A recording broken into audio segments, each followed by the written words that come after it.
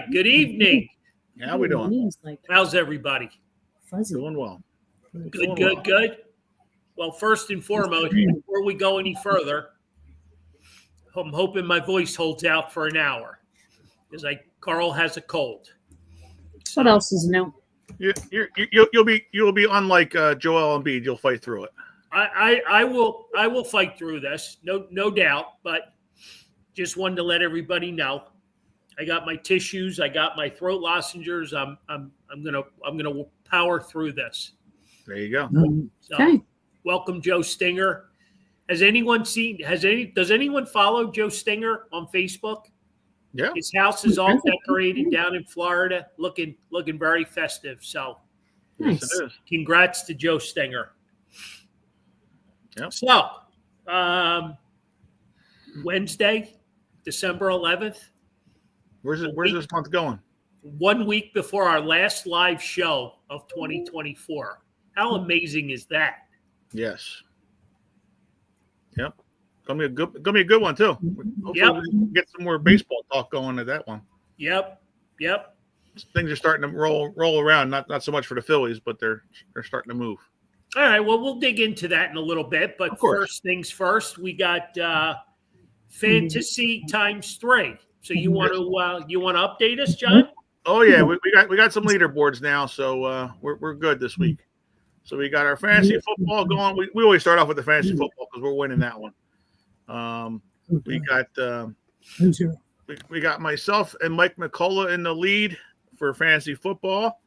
Of course, the hosts are winning in the fantasy football by almost 300 points. So we are doing well right at the moment, heading into the last 4 weeks of the season and then into the playoff one. So everybody's going to be getting emails from me and having to set up a new lineup for the playoff time. That's not always a good thing, right? Oh yeah, well it's always fun. my fingers will be going crazy on the computer, getting the lineups all typed in. Okay. So we got that going on. We got our fantasy hockey league going, and for fantasy hockey, Brian Rooney is in the lead. We got Brian Rooney there. We got Adam, Kevin Burgess, Cheryl with the big week this week. She jumped up there and kicking Tony's butt. Wow. And Jack dropped down a little bit, and Tom Kineen, he was down on the lost pages there, and he's up. He's moving up to the first part of the. He's powered his way back, huh? Yes, he's doing well there. So he's happy right now. His son-in-law must be helping him with those picks. Probably. That was my thinking as well. And for that one, we got a close match there. We're losing by 19 points as the host to the viewers right at the moment. So the viewers have a 19-point lead on us. So we're hanging in there. Okay. And then fantasy basketball, we got Lewis Monroe is in the lead there, so it's going well. Arthur Quayle's there. Quay, I keep calling it Quay. It's Quay, and Scotty Black's up there. Jen's sneaking up there again too. I don't like that too much, but so yeah, it's going well right at the moment. Is she like the mad elf? She sneaks into your account and hacks the results. Probably, she must be doing something. It's crazy, but okay. But yeah. So everything's going well. Just send out everybody the updates for injury reports for fantasy hockey, so that the messages are coming in for that. Basketball, there hasn't been too much injuries there, and then I got to send out a few more emails for fantasy football, so people will be getting fantasy football messages. Okay. Yep. And Lauren, did you see your name was up there a couple of times as well? Oh, definitely. I'm killing it. You are. Mm-hmm. The hockey. Can you bring those back up a second? Can we highlight them? Yeah, Lauren is right over. Let's see where she at for the basketball. She's at the top right there. Oh yeah, look at that. Top right there. Look at that. And then for fantasy hockey, she's just a little bit on. She's down a little bit, but on that right side as well. Look at that. I'm a whiz. What can I tell you? Yep. Look at that. So Wow. You get any outsider trader information? It's possible. Not from me. not from me. I like a girl who doesn't lie. It's possible. So yeah, doing well right there. So keep it up. Good. Yep. So we're going well. We're already 14 weeks into the football and 9 weeks into hockey and 7 weeks into basketball. So it's flying. It's crazy. Just like this year is. We're already in the middle of December. So we are. Yep. Get That's it? for See sure. what I did there? We We are. Penn State. Mhm. Yeah. All right. As I promised last week, that I would not wait till the end of the show to do John's rants because Right. we do not want to take away from any of his excitement, his jubilation of the Birds being 11-2, 9 in a row. But I think the table speaks for itself. So I'm gonna throw it over to him now so he can get this party started. All right. So we got our rant. So of course, obviously, as Carl mentioned there, with the table being set up, we got Jalen Hurts and AJ Brown. Started it off with Brandon Graham leaking out the information, which we got it. The table is growing with balls being cut off because Brandon Graham's were cut off this week as well after saying it that his were that they were all saying that he outspoke what he was supposed to say and didn't know what he was talking about and I think Jalen Hurts is kind of there a little bit as well because they're not letting him throw the ball enough and I think it's going to hurt in the playoffs. And I think that's what AJ Brown's seeing when it comes down to the playoffs and their main goal of winning the game is you got to be able to pass in this game as well. Yes, the running game's going well and everything's going well.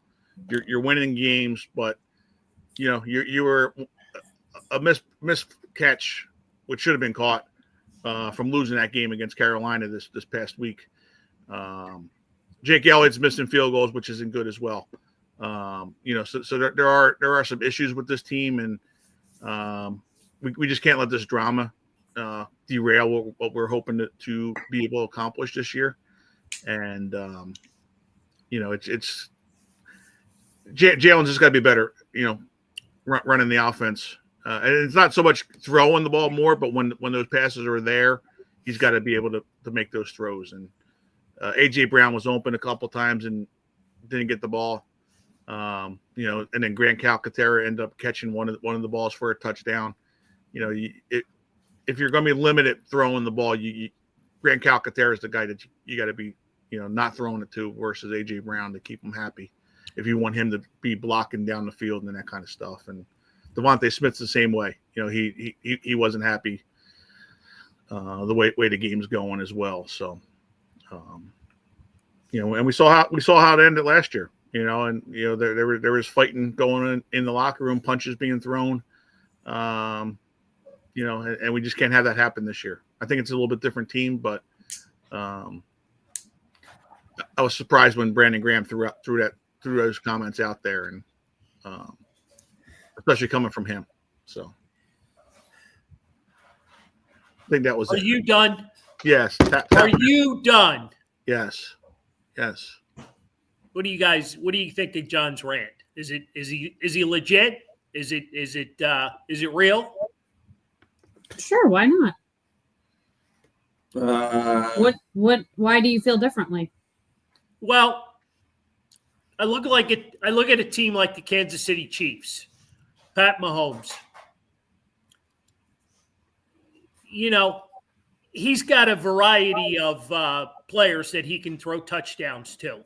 It's not always the same. It's not always Purdy. It's not going to be one guy on a consistent basis, but he finds a way to win.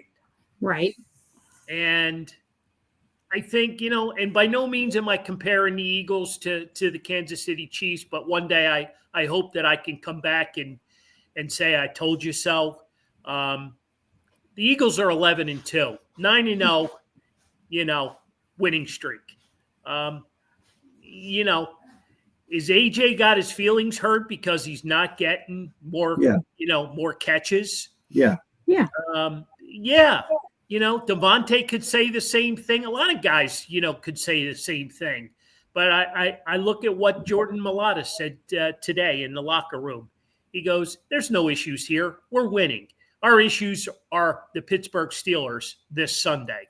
Right. He goes, these guys have talked things out since day one when AJ, came to Philadelphia.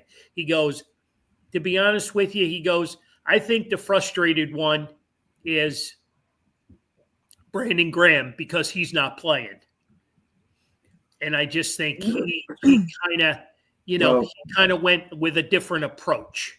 Well, Brandon Graham already does a lot of stuff anyway. He's on every show there is. There's only so many things you could say at one point, and he probably spoke a little too much, and he wasn't trying to. So I don't think he meant anything by that. I think he appears every place there is to appear, so he probably said one thing too much. AJ Brown is definitely not unhappy with the team or anything. A receiver wants to catch the ball. He wants to catch the ball every single time. He wants to score a big touchdown. That doesn't mean that he doesn't like Barkley or he doesn't like Hurts. He just wishes, he could catch the ball a couple more times.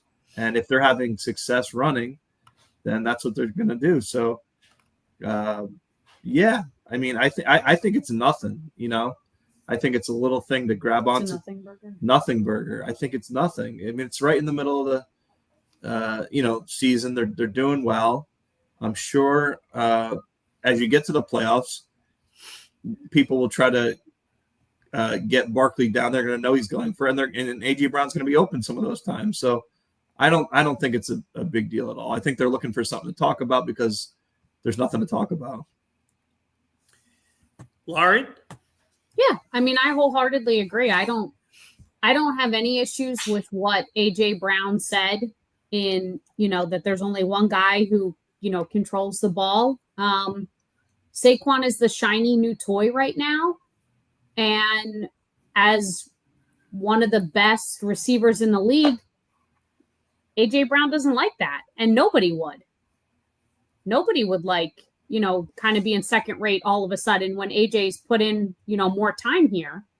I think Jalen needs to see all of his teammates and needs to see the field a little bit better because I think he's just zeroing in on Barkley, knowing that if I get it to him 9 times out of 10, he's going to make something happen. That's going to aggravate the other guys on your team who have been there before you had Barkley.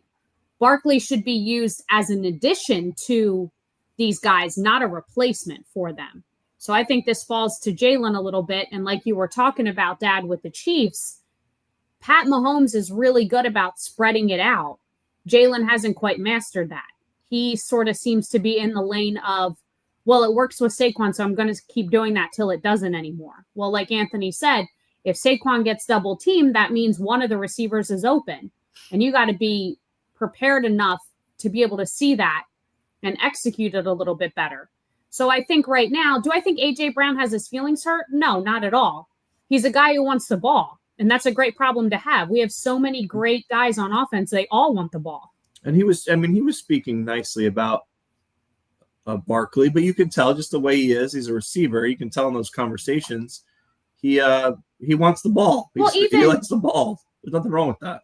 Even when he was at the store, Mom asked a very innocent question of how much does your body hurt the day after a game? And if you caught AJ's answer, he said, well, it depends on the kind of game I have, but you should probably ask Saquon because he gets the ball a lot more than I do. But I don't think he meant it like that. I think he just meant right. He just meant, he was answering the question. Right. He's a running back, so he gets tackled, that sort of thing. Receivers don't get tackled quite to the same capacity. But if you looked at that answer and you really dug into it, there's probably an underlying message there of I don't get the ball as much as I used to because we got Barkley now. but it's also, again, nonsense. It's not to the point where if here's the thing, if Saquon had all these yards and they had 3 wins and he still wasn't getting the ball, he would be upset. He's not really upset because at the end of the day, if you're winning, that's great. I'm sure, he's going to get more passes. It's just he just wants the ball. That's all. I bet you on Sunday he gets more passes. Well, he's had some great games. Help me out with some numbers, John, because he's had some great games against Pittsburgh. He has. I mean, just look. Last year he had, 3 touchdowns? Yeah, well, two years ago, but yeah. 2 years ago. Yeah, the last time he had, faced him was, 3 touchdowns against him. So, I mean, and again, Pittsburgh is a tough team to run against. So, it'll be interesting to see, how the passing game comes around, this week.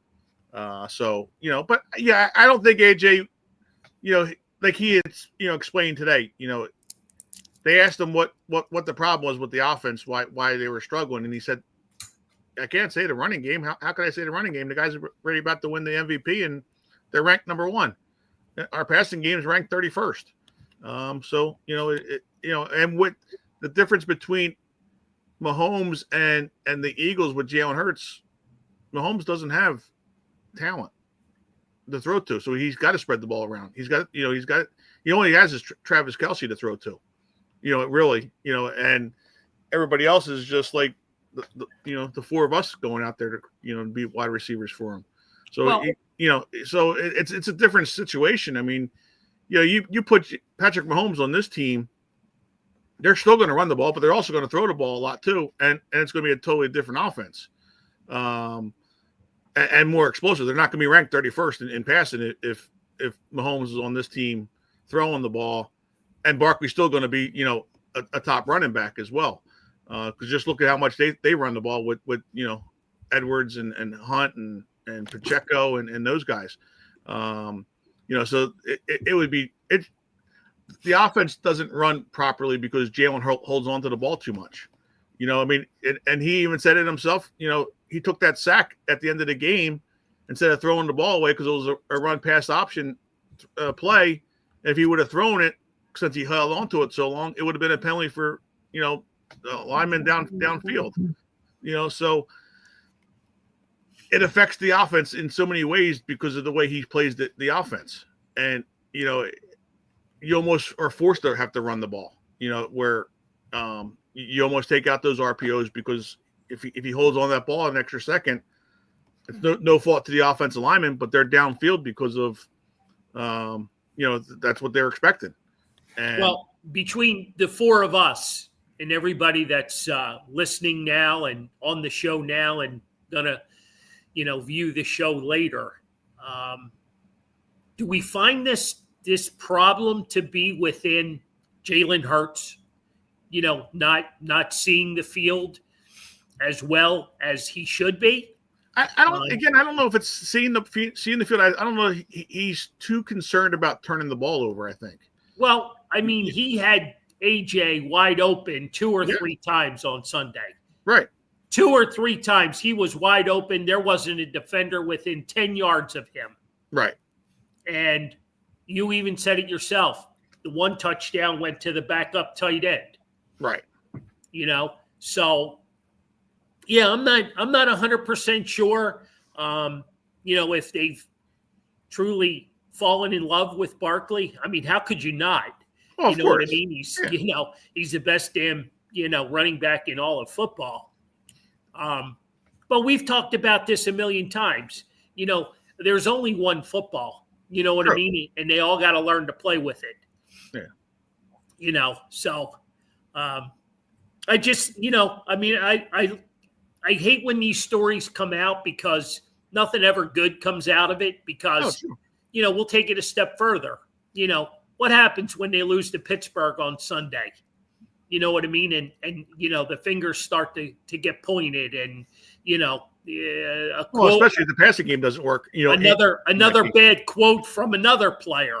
You know what I mean? And I mean, I guess it all got started Sunday when they interviewed AJ after the game and they asked him, what was wrong. And he gave that 1-word answer, passing. Right. Well, they both did. They asked Jalen about it and they asked AJ about it. Right. And I almost wonder, Brandon Graham's been in the league for a really long time, and he's a veteran and he's a leader and he knows what he's doing. So I'm not saying that he made the comments he did on purpose, but I also wouldn't be surprised if he made it a point to say it out loud to the public where they knew the media would pick it up, so that if Jalen and AJ were having issues, they have no choice now but to figure it out. Right. Yep.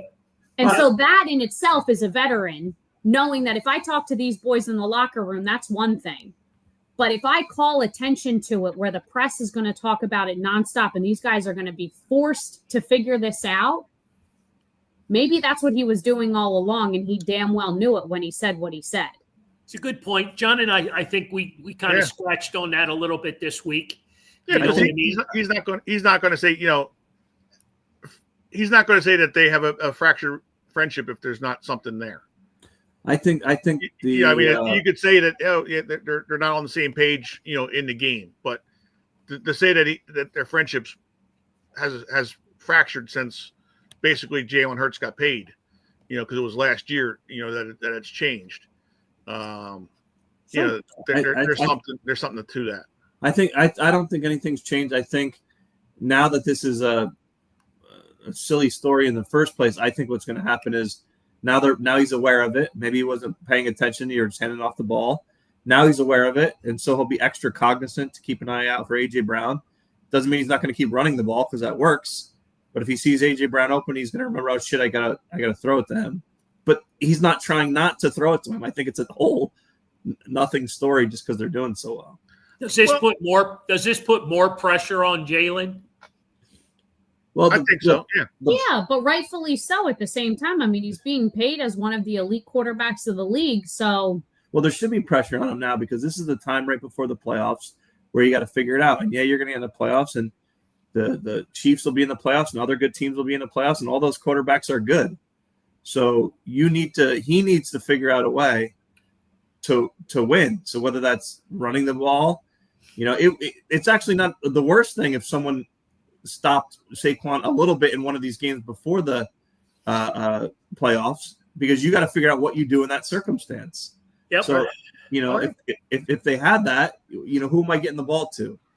I think that's a good test for him. And hopefully, not that you want him to be stopped, but hopefully they figure it out in the next week or two and can keep moving forward. And every locker room has these issues. Oh, every one of them. Every receiver that's a big receiver wants the ball. There's issues in the Chiefs locker room. I guarantee you that. There's issues in every locker room on a good team. You know what locker room I don't want to be in? Is the Dallas Cowboys. Yeah. Yeah. Oh, it's true. And I don't think with Jalen's problems are that he can't read the field and see it. I think part of it is he just can't see the field, because of the lineman in front of him, because he's a smaller quarterback.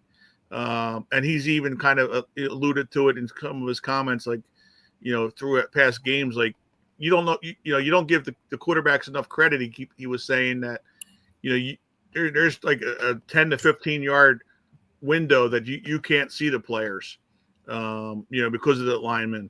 And I think that's part of the reason why he doesn't throw the ball in the middle of the field a little bit. And he's got to wait till they're actually open that he throws it to them. And that's the one more so deficiency I think that he has in his game, that he doesn't anticipate the throw and throw it before the guy's there. And because he wants to see the guy open more. At the end of the day, it does come down to him, because when you're in the playoffs and you got to play the Chiefs or a lot of those teams, they're going to figure out a way to win. Saquon Barkley is a running back, right? He runs it when you hand him the ball. He's not the leader of the offense. Jalen Hurts is the leader of the offense. He's got to figure it out to get it to everyone, move the ball around, and keep the other team on their toes. Because you're going to play one of these teams in the playoffs, and they're going to figure out a way, no matter what they have to do, to stop the running game. Yep. So you got to spread out the ball and keep it lively. Yeah, I mean, and just look at it Sunday. Carolina's not a playoff team, right? And they figured out a way to shut, have them confused. I mean, their head coach was a coordinator or a coach with Tampa Bay, Todd Bowles, that had has a little bit of kryptonite for Hurts, that he's kind of shut him down at times. and they don't have the talent that a playoff team might have. But if that playoff team kind of takes on that identity and tries to disguise things, that Jalen might have a little bit of an issue in the playoffs, and that's all it's going to take is one bad game like that he had on Sunday in a playoff game, and now your season's over. And that's the only deficiency. You're not going to always, and Barkley had a good game, as well. He set the record, franchise record. He had a good second half. Well, right. Well, and that's the way the Eagles are anyway. They never have a good first half. They got to figure out a ways in that first drive, to be able, or that first quarter to be able to score, because, the Eagles have relied on, trying to figure it out during the game, and if there's any kind of smart defensive coordinator, if it was me, I would give a different game plan each quarter to the way the defense manages the Eagles, because the Eagles figure it out in the second, third quarters, how the defense is playing. So, change it up every quarter and do a different type of defense. And, they're not going to be able to figure it out, and you're going to stun them a little bit. Well, I think too, not that your point is not well taken. I think too, they wear down the opponent on the line. Of course, yeah. You know what I mean? And we as fans, I mean, how many years have we screamed and shouted, run the damn ball, run the damn ball. You know what I mean? And now they're running the ball, and now we got, receiver issues. Well, right. I mean, just look at it this week, this past Sunday. Like if that guy caught the ball, they're down, they're losing it with 50 seconds left in the game. Do we have that faith? We can't run the ball at that point. The running game's gone. So, do we have the faith, one, that Jalen Hurts is going to take them down to get in the field goal position? And then two, is Jake Elliott, because that's another, issue that's not being, looked at right now too. Are we going to be able to rely on Jake Elliott to make that field goal? If that was to happen, to get down into that position. So, all right, that's going to be a tough thing to look at. I mean, Jake's done a lot here for the Eagles, and but is it something you got to look at, for playoffs? Well, I mean, there'd be a lot of teams in the National Football League that would love to be in the Eagles situation. So, this is true. Nothing more than a solid win against the cross-state Pirate Steelers. Yeah.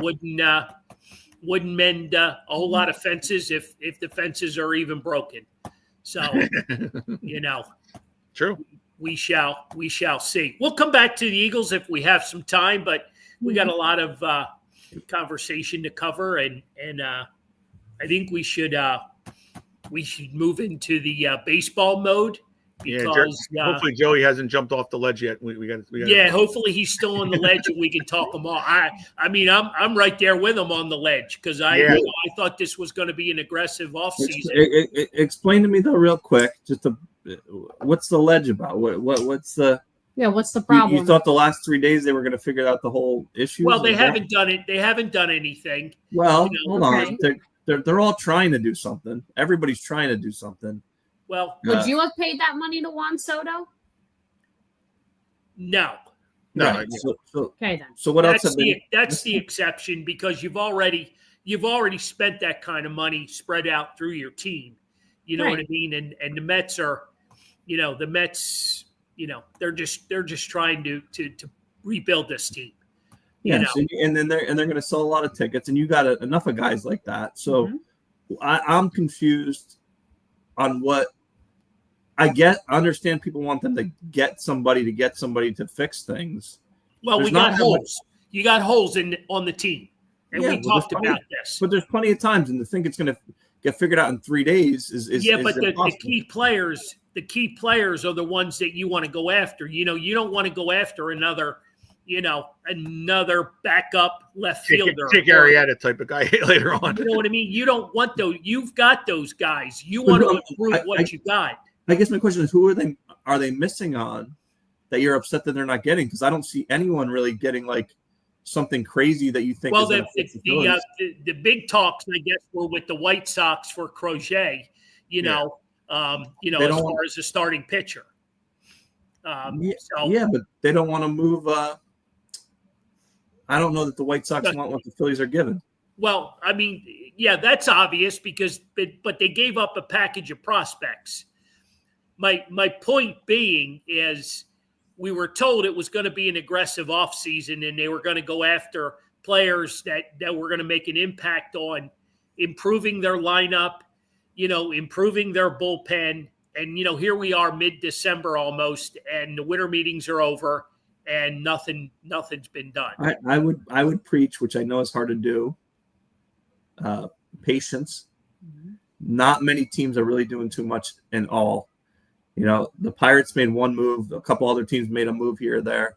There's the Yankees signed Max Fried away from the Braves. Right.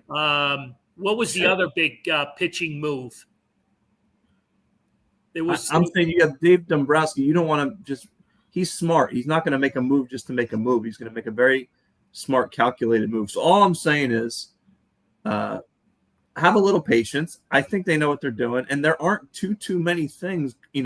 Yes, they've regressed a little bit, but they're still right there. And I think one or two moves, and half the times the moves you're talking about are some of those guys we think might not be the best. Well, we're out on the ledge with a Jordan Romano who was out just about all of last season for the Blue Jays with an elbow.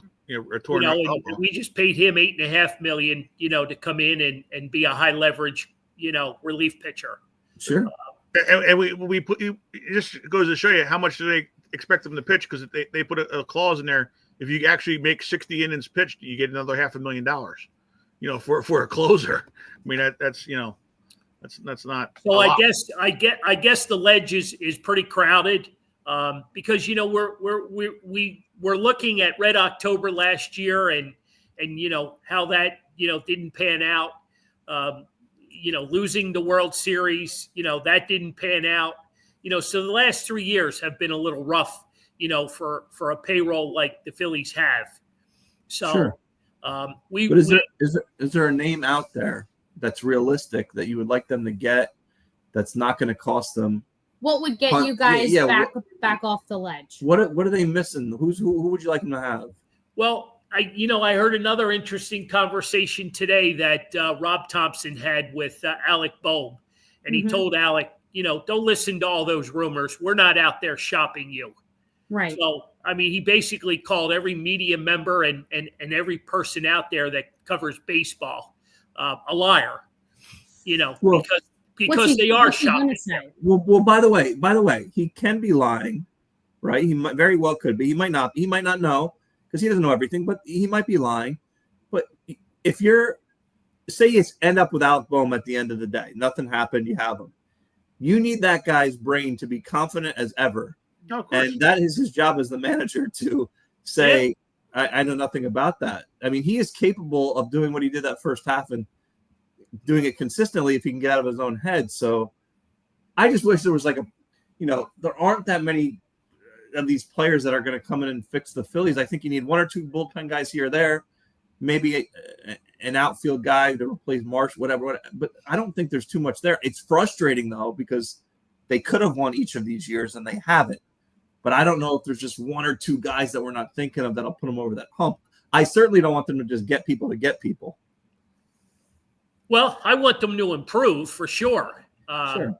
I think that might be the guys on the team fine-tuning their craft a little bit. Stop striking out. More so than there is no team in the league that has all positions with a nameable star. There is no lineup that's 100% perfect. And I've talked about it so many times. I don't want another big name guy.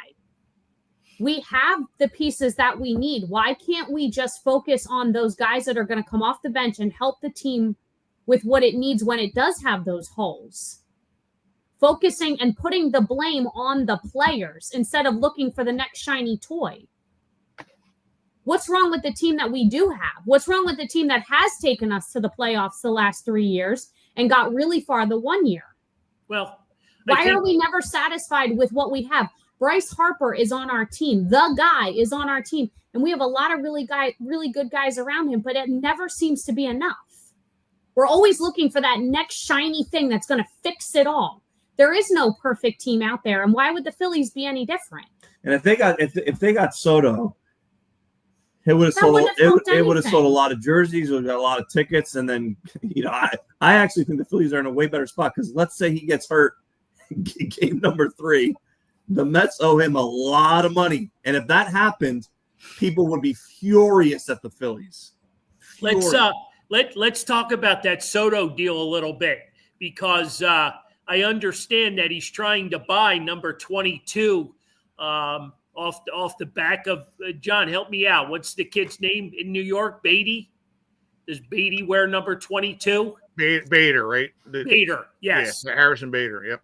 And I guess he's got to work out a deal with him to get number 22, and then he also has to buy all of the number 22 jerseys that are out there, right? And he has to pay for all of those before he can wear number 22 for the Mets. I found that interesting. Plenty of money to do that. Well, yeah, of course he does. Of course he does. I just in reading, crazy stuff. I that was part of my crazy morning reading that. I'm like, why is that even an issue? Is Bader even going to be on the team? Is right? because with $51 million a year, that price tag went up just a little bit. He's not getting a case of beer like Crucker did, right? Yeah, exactly. Here, just give me a case of beer. No, that's not happening. You're gonna get. Yeah, no, I never felt the Phillies were a strong, we're a strong play for Soto. I just think there's other, you've got some weak links.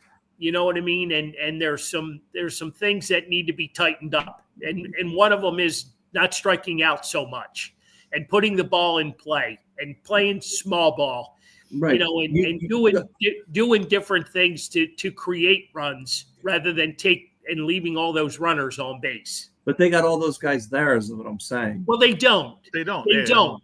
Because when injuries, you tell me the biggest positions that you need someone filled today. Well, part of their problem has been injuries, and when guys go down, you now have an Armando Sosa who's playing, just about every night. He's not an everyday player. Good player. What I mean? Yeah, good player, but not every team has that stuff. But I'm only concerned about my Ledge and my Phillies. So I understand. I'm just trying to put it realistically. Right, but there is no perfect team out there, is what I'm saying. And so if you're saying there's a lot of injuries, then now more than ever is the time to go out there and strengthen the bench. 100%. That's part of it. You could have gotten a guy like Tyler O'Neill. He went to Baltimore. Okay, but there's a million Tyler O'Neills. They're a dime a dozen. Strengthening the bench is a dime a dozen. I mean, all you got to do is get a few guys in there that can take on those roles because face it, the lineup that we have, as great as it is, they're injury prone.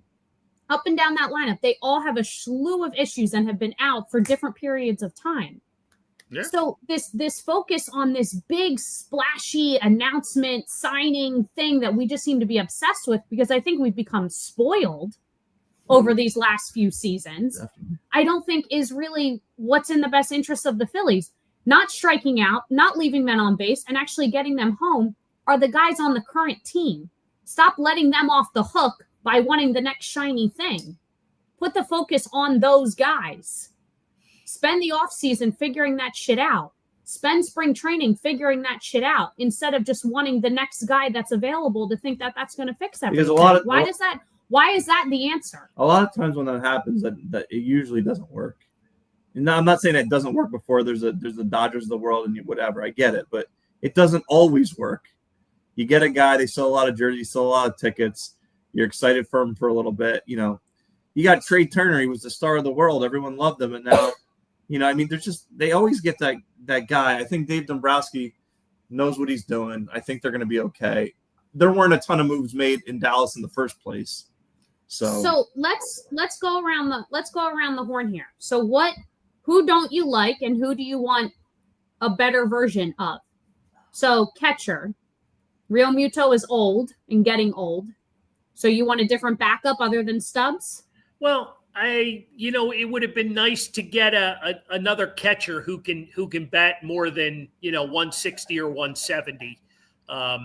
There aren't many. Yeah. There aren't many of them, unfortunately. And the other and problem also is, that could play maybe 30, 40 games if needed.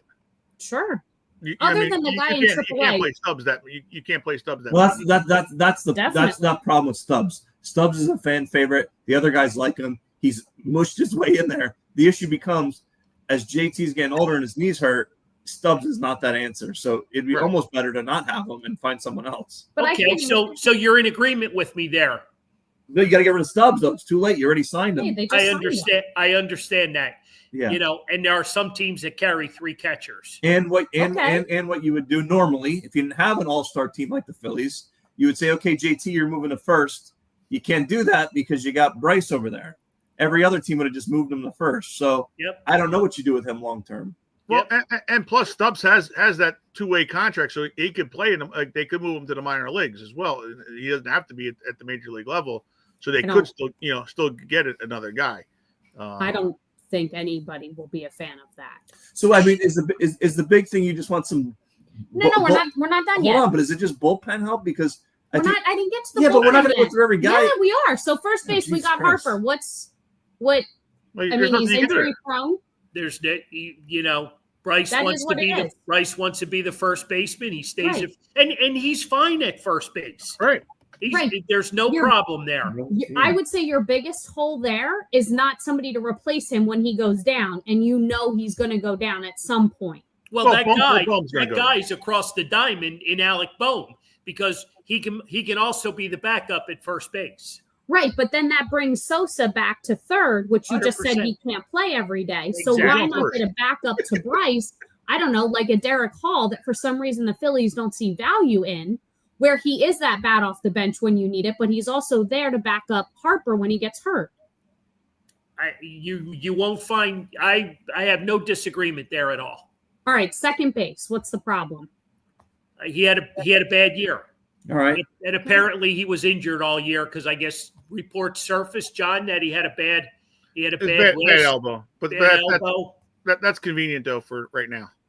For having Well, let's pretend he did, and he's bouncing back next year, so we're good there. All right, shortstop. He's not going anywhere. You're paying him $300 million. Right. There you go. Okay. All right. Third base, that's probably your only one if Alec Bohm doesn't come back next year or gets traded. Here's the the part of where the ledge comes in because they don't want to pay Alec Bohm. He's due for a big fat contract, and they don't feel he's worth that kind of money. Okay. So they're trying to off him so they don't have to pay him and push that problem to another team. The problem for the Phillies is who plays third base. Well, I think the bigger problem for the Phillies is other teams know that he's owed that money too, and they're not sure after the second half last season if he's worth that money. So that's why you're going to keep seeing him in trade reports.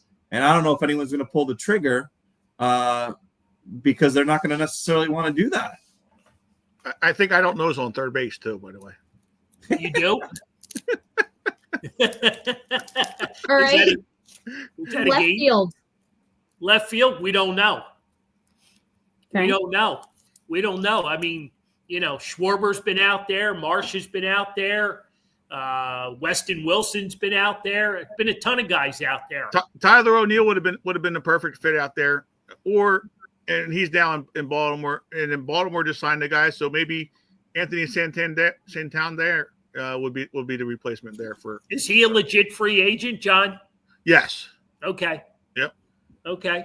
He's a switch hitter, so he'll be able to protect. I Harper. see where Lauren's going with this, and I don't want to distract her. So go ahead. Yep. Center field. We're not sure. What's wrong with Marsh? He's not an everyday center fielder. He can't. He strikes out too much. He's not an everyday player. The whole team strikes out too much. The whole league. Well, that's the point, like you said. So the whole league, though. You got your main guys. You're not getting rid of Bryce Harper and Stott and Trey Turner. Trey Turner strikes out more than anybody I've ever seen. I know, but that's the point. Bryson Stott, Alec Bohm, Brandon Marsh, Rojas. They can't be guys that strike out. So they're working. And that's the thing that you're talking about. Yeah, you're going to get that strikeouts with Castellanos and Schwarber and Harper and those guys. Well, okay for them. And I'll trade that. I'll trade that for 40, 50 home runs. Right. You Well- can't do that for Bryson Stott. That is going to hit you No. 10 home runs. Nope. But the only one who's But gonna everybody give you- loves Bryson Stott because he's cute and he can play defense. Okay, you know? he's not that cute, to be honest. Well, And, but everybody else thinks so. well, that's no different than Garrett Stubbs. Everybody loves him too because he's the party guy. He wears the beer Right. box on his head. He knows the tunes. He And wears the that's- and that's- overalls. Everybody loves that too. And that's the fine problem. as long as you're winning. But Right. And that's the problem. You got to fix Bryson Stott's either got to get better as a player or he's got to be moved. I think the whole Yeah, team I- has to get better, is what I'm saying. And but the only I- guy you're you're right. going to get 40 or 50 home runs out of is Schwarber. It's not fair, I would say, and I don't think you're saying this, John, but I don't think it's fair to say that Bohm and Stott and Rojas and Marsh are the ones that got to hit. That's not fair to those other guys that are getting paid way more money.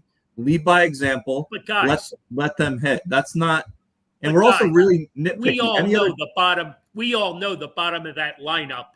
After whoever bats 6, 7, 8, and 9 is absolutely pathetic. But And that's that's how the it's problem. always been. That's That's how the problem. that's That's And baseball. that's what needs to be improved. And that's right, but that's not a Juan Soto. That's That's not a big splashy name. I'm not saying Juan Soto. Once Juan Soto made that money, that There's no name. 51 There's million, no name. he's out of the question. That's no big deal. That's not what we're saying. But there's,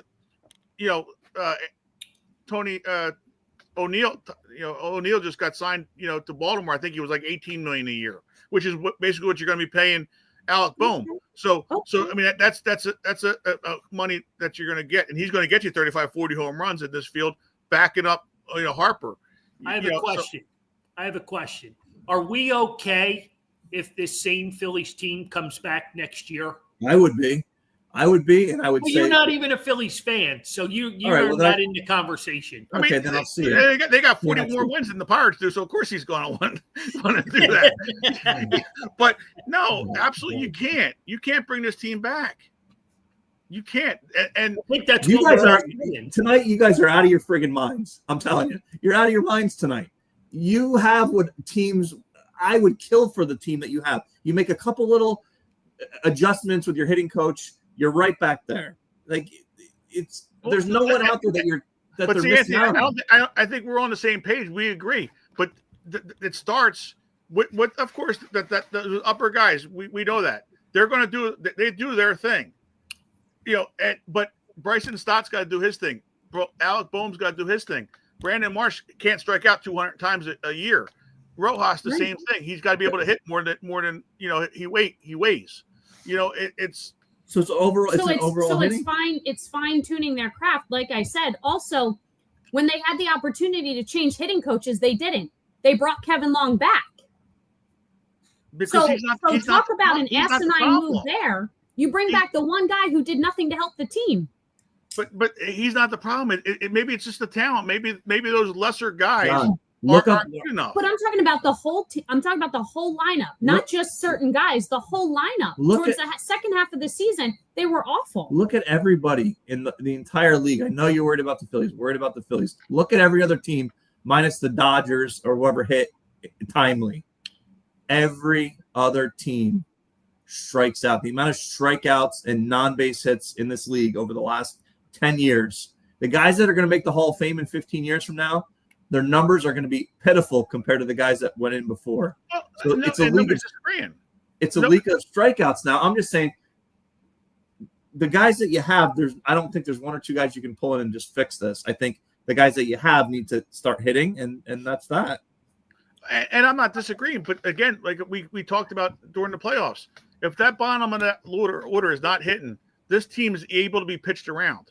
If you have guys like Alec Bohm, Bryson Stott, Brandon Marsh hitting, Schwarber's going to get better pitches to hit. He's going to hit more. Sure. Turner's going to hit more. Sure. Harper's going to hit more. That's where the problem is. Those four holes at the bottom of the order kill you. And I do think the Phillies over the next few weeks, after probably right after Christmas, because now they usually go in a little lull until after the holiday. Right. they're gonna make moves, and they might not be the flashiest moves. They might be, who the heck's this guy?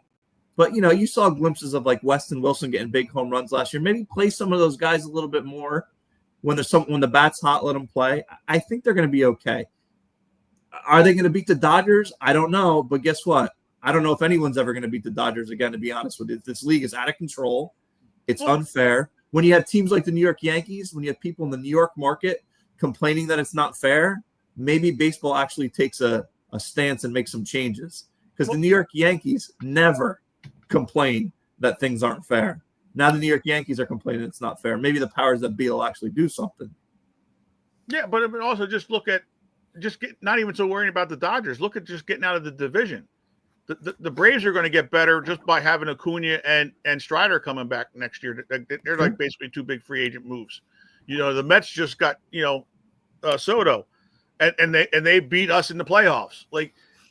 They're getting better themselves, and we're just tickering around. We got we got Jordan Romano that hopefully his elbow is repaired and he's going to be able to pitch again.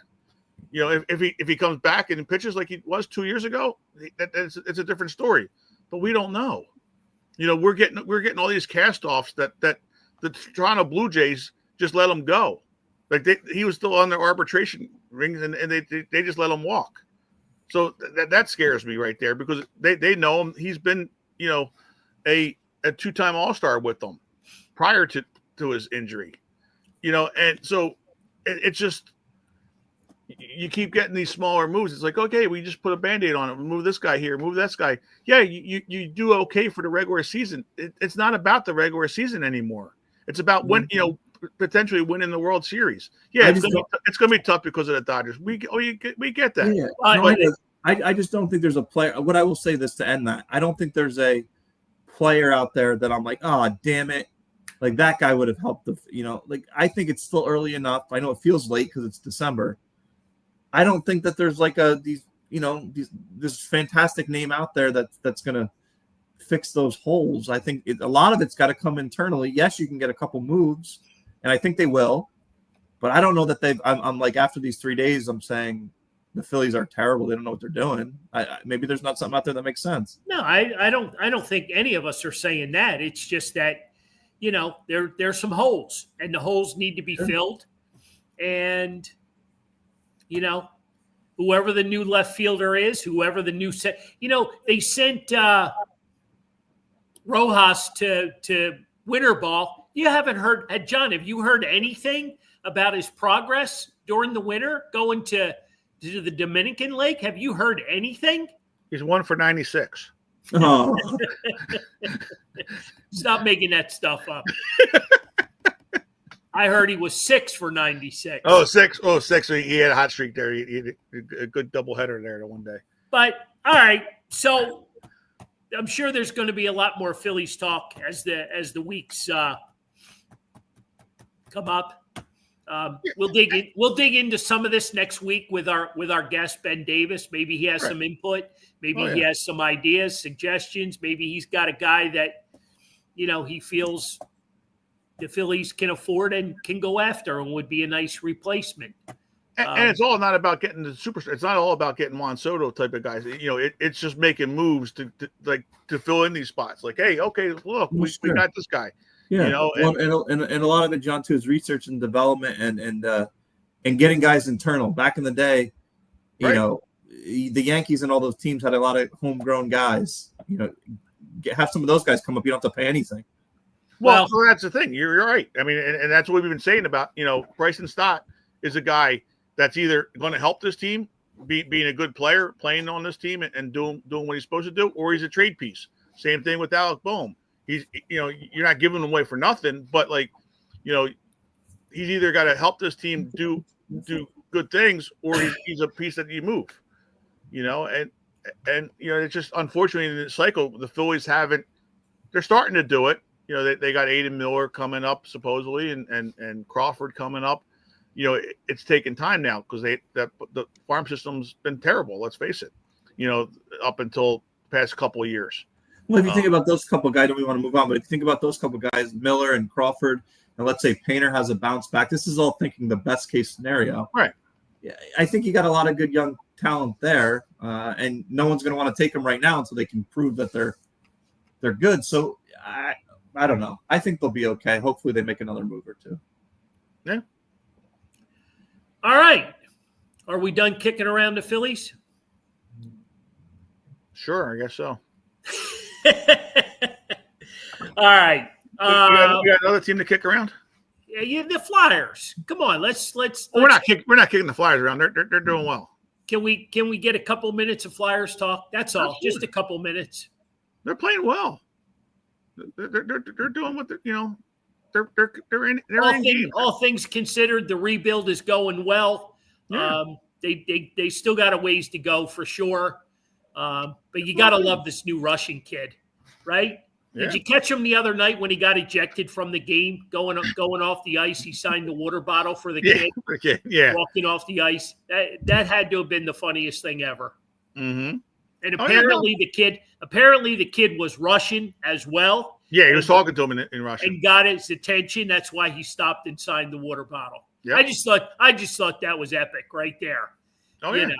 It's the little stuff. Like Tom said, this team's fun to watch now. Whether or not they win or lose, they're out there playing, and it's fun to watch. What was the game the other night? They were down 3-0. They were getting their butts handed to them. They came back. They took the lead. It was Boston, wasn't it? After the it was right after it was right after the stretch. They had the 4 games off, or the 4 days off. I think they ended up losing the game. They got a point, because it went into overtime. But I mean, yeah, they are fun to watch. They're exciting. A good young team. They're just the orange and black is back. Panthers, that's sure. it. Yep. Those Florida Panthers. Yeah, Panthers game. That was, I think, Sunday or Monday night. Yeah. But yeah. So I mean, we've got some great conversation. We agree to disagree on a lot of things, but that's why there's 4 of us. Yeah. So it makes the show good. The Phillies are going to be all right, right? I'm not sure that we always agree to disagree, but yeah, sure. Oh, we can't even agree on that? No. I think we are in a show with 2 of the most hard-headed Phillies fans I've ever met in my life. So anytime we go against what you guys say, you don't like that too much. I didn't ask for your input. Well, I think it's constructive criticism. It's not even criticism. It's just, I think Philadelphia fans and Phillies fans in particular are spoiled because we have the Trey Turners. We have the Zach Wheelers. We have all these big name guys, and it just feels like enough is never enough. How about Zach Wheeler getting screwed for the Cy Young Award? He got 4 first place votes. That's just ludicrous. I'm sorry. Yeah, that's absolutely. Nuts. That's the stuff we should be talking about. That's not nuts. This other crap that for some reason we all can't seem to get on the same page about, and then Tony gets berated because he's a Pirates fan. No, hey, we're jealous that he's a Pirates, that he's still. No, you're not. There's nothing to be jealous about. Trust me. Well, they made a move. They made a good move. I'm happy with them. That guy didn't like it. Who'd they get? What'd they get? They got Tyler O'Neill. Well, he went to Baltimore. Oh, that's right. No, they got John, what's his name? Now I'm forgetting. It was listening anyway. Spencer Horwitz. Who? Spencer Horwitz, who's a rookie. He's older, but he's a rookie, but he's older. He's like 27, but it was considered his rookie year. Okay. The 42-year-old rookie. Yeah, he did well. I'm a little nervous they give up a 4th or 5th starter for him. But you have to do something because they needed a first baseman. So they have a plethora of starting pitching, and they had no first baseman. So they're just hoping for the best there. But it's good. I mean, I'm happy with them, and we'll see what happens. It's just it's 2 very different sides of the game because the Pirates will be okay with being mediocre, and the Phillies are not okay if they lose 100 games or if they win 100 games. Anytime you're upset, just look what I got to deal with every day. Well, and then you'll put a smile on your face. We understand that, but the whole point is John Middleton's put it out there, spending stupid money and go and doing it. He's right. But John, remember. But everybody's got a limit. But hold on. Remember, smartly. Spend it smartly. Oh yeah. See, I think that's where where you think we disagree. We're in total agreement with you. It's not. We're not saying we're the season's over because you didn't get Juan Soto. Right. Yeah, No, that was always a pipe dream. That was just us joking, especially me joking about kicking stirring the pot. But again, a guy like Tyler O'Neill, there's other guys lesser that could still do a lot of what Juan Soto could have done. It's fixing pieces. Yeah, no. Now because your bench this whole time. I'm not disagreeing with you, John. All I'm saying is that's what I'm saying. How did we get we're back on the to same Phillies page. talk? I was talking Flyers. It's so early in the trade What talks. Wait till January 5th. It'll be fine. They'll make a bunch of moves. I'm sure it'll be fine. That January 5th is too late. What? January 5th is too late. Says who? You're going to get the bottom of the barrel people. You're not going to get. You're no not one going does to get. that. There are no moves going to be made over Christmas. January 5th is when things are going to get. The guys are waiting longer and longer to get bigger paychecks. It's January 5th is. Dad, didn't we sign Bryce Harper like 2 days into spring training? Yes. Yep. Okay. Yep. Because they're But waiting. we're not talking. We're not talking about signing a superstar. Right. We need bench players. We need backup players. Well, and January's good time for them. we need to be. We need to figure that out because the talent is going to be dwindling. And maybe there's like 6 things on the hook, and they're just waiting for something to happen. Maybe you wake up tomorrow and we got an announcement. Yep. So patience. Just like Talking with about YouTube TV, patience. Does Lauren have a layup this week, or you're spent out? Oh, I have a layup. Okay, let's have it. She told me her layup was, who would you like to see the Phillies have in a trade? If you could have any player, and Tyler O'Neill can't be your answer, John, I'm going to get you a Tyler O'Neill Baltimore Orioles shirt for Christmas. All right. I prefer Tyler O'Brien. I don't need Tyler O'Neill. He's another lefty. You're not going to want him. I heard he strikes out a lot. He does.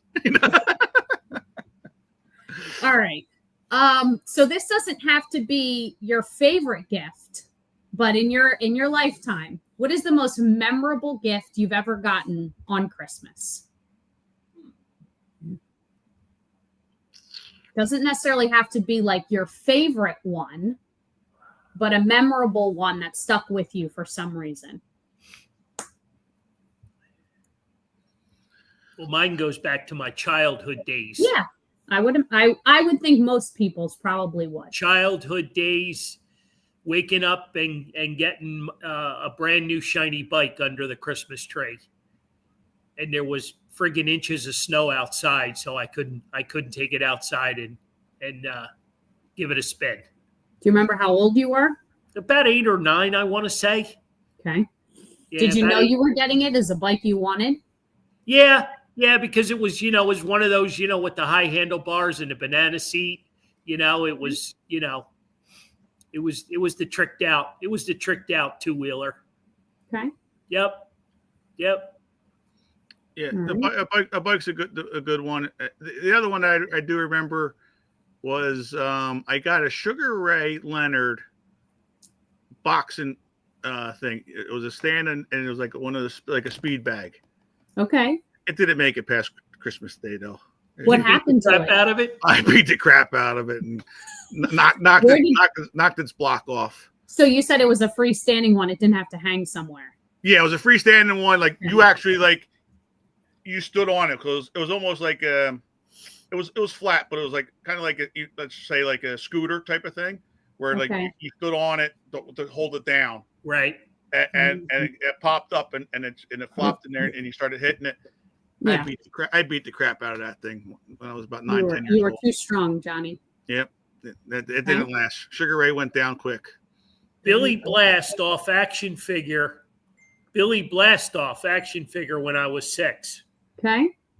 Tony, you got anything? I can't remember a specific item. I know a lot of times I'd get tickets, and I think it was for Christmas. We got tickets. I wanted to, like every other kid in the 90s, I was a big Michael Jordan fan. So I know when he was on the Wizards towards the end, we had tickets to see them at Madison Square Garden against the Knicks.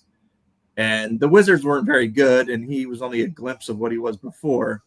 But I remember the game was close, and I think it was either the fourth quarter or overtime. They put Michael Jordan in, and he had the game-winning shot. So that's just something that you'll never forget. And then you hear actually, the only time you'll hear Madison Square Garden people cheering because they knew it was probably one of his last games.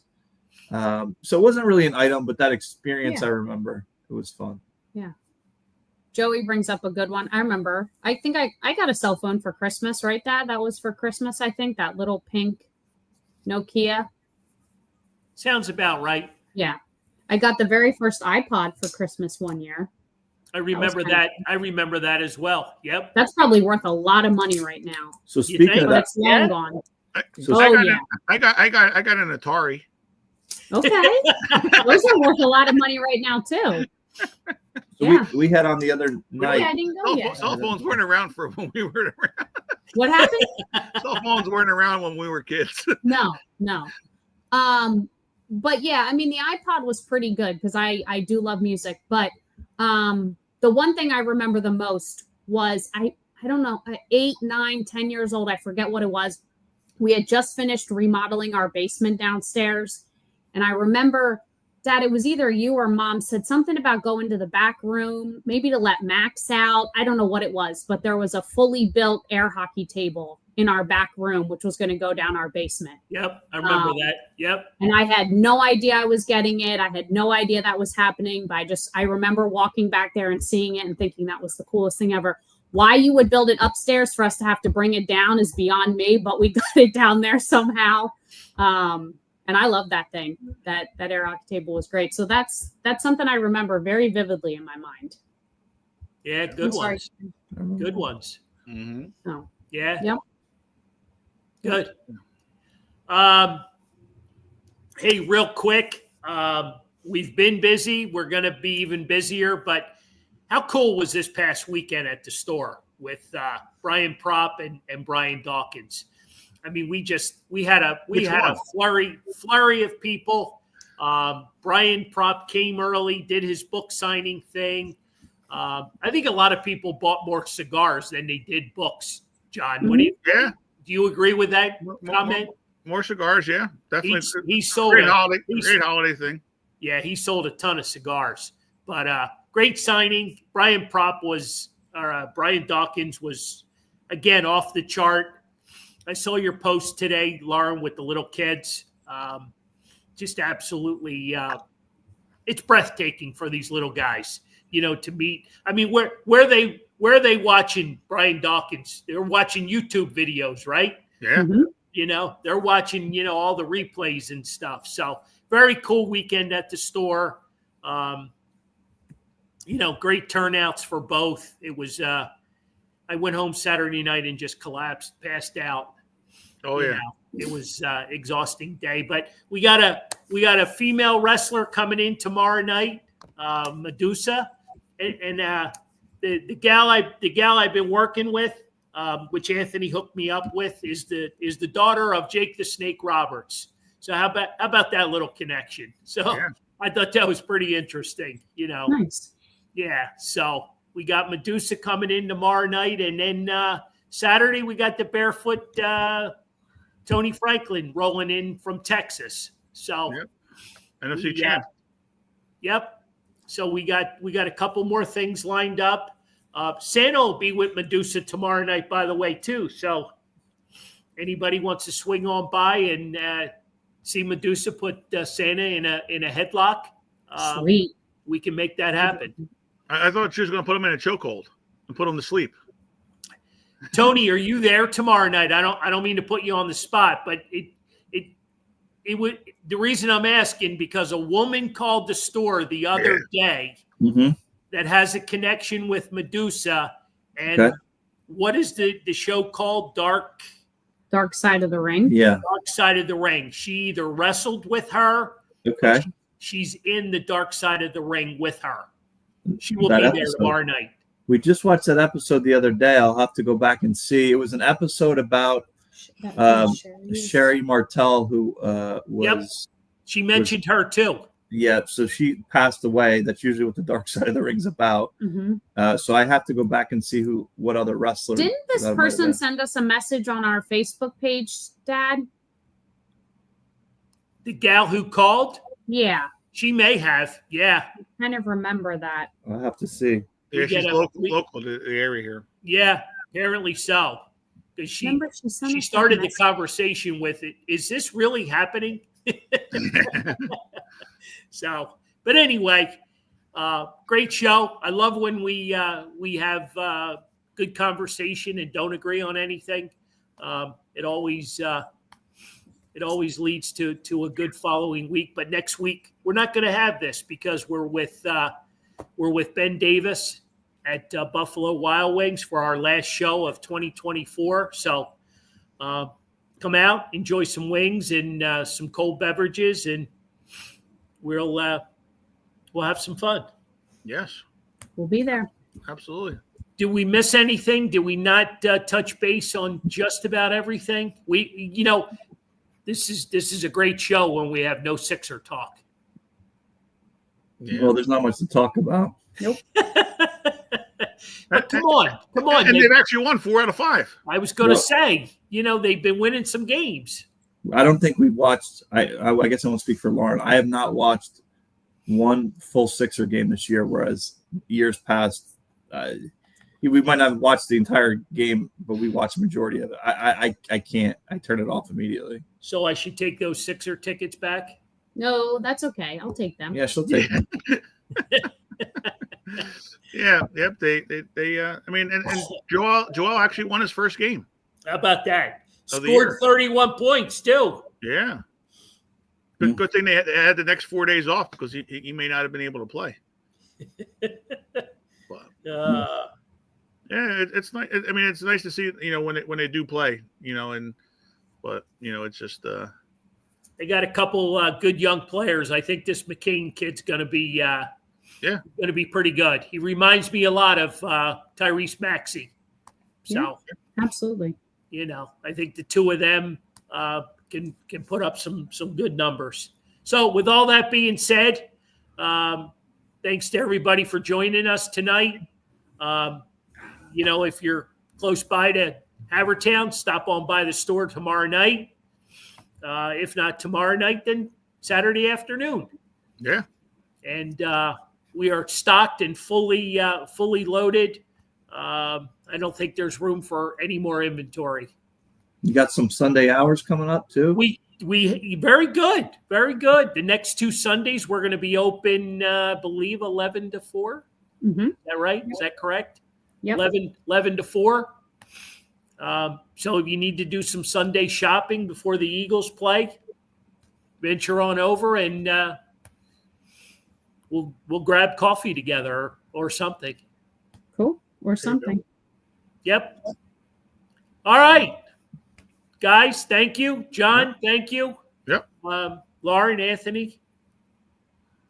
Another edition of This Fan's View as we wind down 2024. Yes. Crazy as it is. Yes, it is. That's for sure. All right, let's hope for the best for number 1 and number 11 on Sunday, and get number 10. 10 in a row. Yep. 10 in a row. There you go. Guys, have a great night. We'll see you next week. Sounds good.